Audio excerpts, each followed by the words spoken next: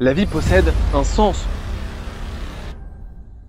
Nous devons croire en le sens de notre vie, tout comme nous devons croire en Dieu.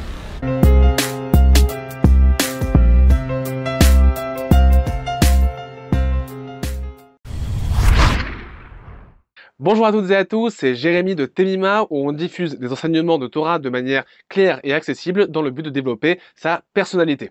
Alors aujourd'hui pour cette deuxième capsule sur l'estime de soi, nous allons aborder un enseignement d'un des plus grands maîtres chassidiques du 19e siècle. Je fais bien sûr référence à Rabbi Tzadok HaKohen de Lublin. Bon, j'ai oublié de vous préciser que si c'était un des maîtres les plus influents de sa génération, c'était aussi un des plus méconnus. Donc du coup, on va se lancer une petite biographie de Rabbi Tzadok HaKohen. Cédric, si tu veux bien, on lance la biographie. Allez, c'est parti.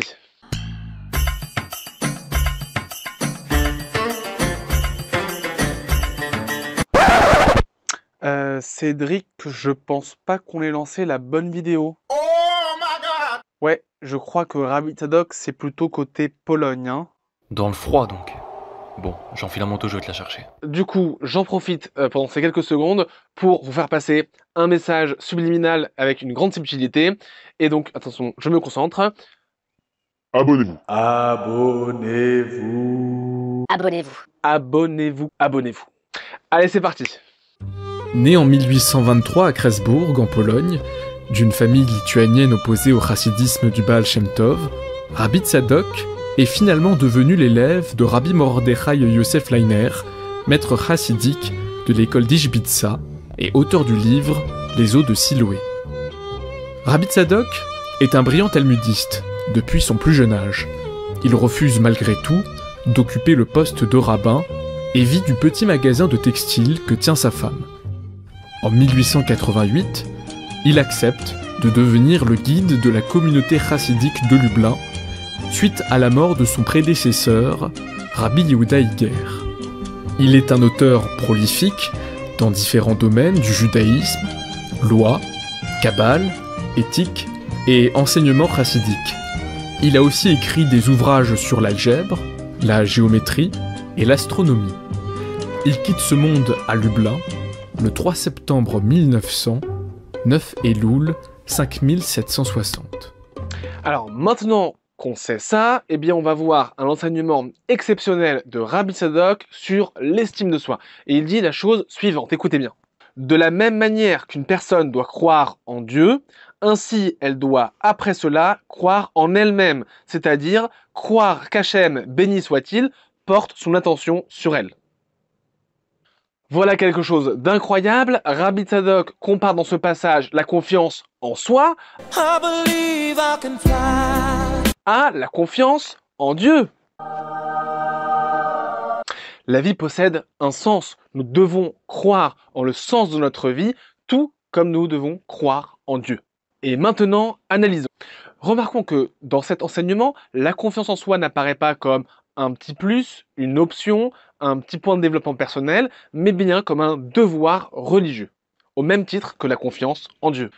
Notons par ailleurs que le devoir de la confiance en soi apparaît dans un second temps, après avoir réalisé le devoir de confiance en Dieu. C'est ce que dit la phrase. De la même manière qu'une personne doit croire en Dieu, elle doit après cela croire en elle-même. Donc par conséquent, on a d'abord la confiance en Dieu, puis la confiance en soi.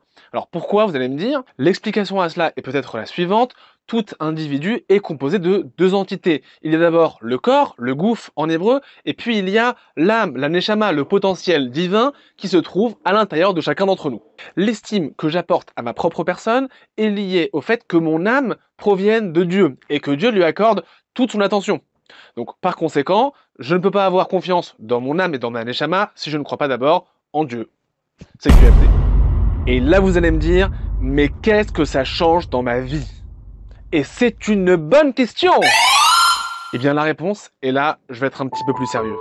En faisant dépendre la confiance en soi uniquement de l'attention que Dieu nous porte, il y a ici une libération totale du regard des autres. En effet, le piège tendu à l'individu est de faire dépendre l'estime qu'il accorde à sa propre personne du rôle que la société daigne bien lui donner. Et là, vous aurez des gens qui vont vous dire, bah voilà, celui-ci a une licence de tel, et puis un master de quelque chose, et puis il va à tel endroit, il habite ici, il part à tel endroit en vacances, ou dans un autre registre, celui-ci fait Shabbat, celui-ci mange cachère, celle-ci s'habille en jupe, elle se couvre la tête, et c'est ainsi qu'on attribue des notes aux individus que l'on côtoie en fonction de la perception qu'on a d'eux.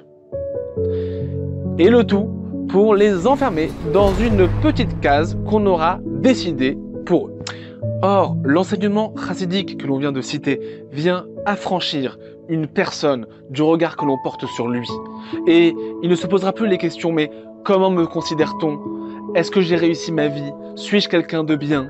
Car la valeur de ma vie ne dépend pas des notes que les gens autour de moi m'auront attribuées. Elle dépend d'une valeur intrinsèque. Elle dépend du regard de Dieu et de son attention qui est par définition constante et qui l'affectionne tout particulièrement. À partir du moment où ma vie possède une valeur infinie, car je suis doté d'une âme qui bénéficie de l'attention constante de Dieu, ma vie ne dépend plus de la considération que les hommes vont m'apporter et je me suis libéré du regard des autres. Voilà, c'est ce message que nous voulions partager avec vous. Eh bien, je vous dis à la prochaine fois. N'oubliez pas d'abonner, de liker et de partager. Et on vous dit à bientôt pour une prochaine capsule.